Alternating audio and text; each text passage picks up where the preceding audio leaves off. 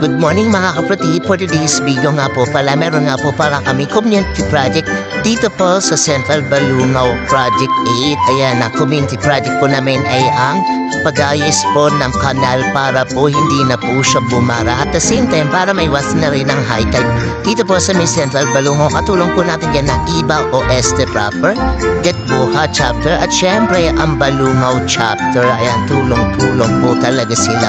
Sobrang busy po talaga nila. Sobrang sipag din po ng aking mga kabrad. O diba nga naman? Din yan ng M5 by Kalumpit Council. Tulong-tulong para po sa komunidad. At the same time, para sa layunin pang komunidad. O diba nga naman? Salut po sa inyo. Ayan po sila. Nagwagwag po ang mga kabrad po.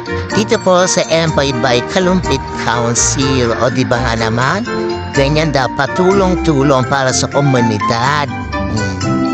Para din po naman syempre sa mga tao na naapektuhan ng pagbaha, pati na po ay maapektuhan ng baha, ilugaliin na po ang paglilinis at the same time, yung tamang pagtapon ng mga basura para hindi na bumara sa kanal. O diba nga naman, bonggang-bongga. Kaya kasama natin dyan ang Iba Proper, Getbuha, at syempre ang Balungaw. O, sobrang busy po nila talaga dyan, guys.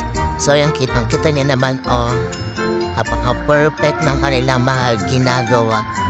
At syempre, tapos na nga kaming mag-community, syempre, kailangan nila may kumain. So, ayun ang sarap ng kain namin dyan. Syempre, di ba, kailangan after gumawa ng project, syempre, kainan na, ha? Syempre, ginos din naman kami ng mga katawan namin dyan after namin kumain. Para healthy living po tayong lahat. Salamat po sa lahat ng sumuporta sa aming community project. Thank you, bye-bye!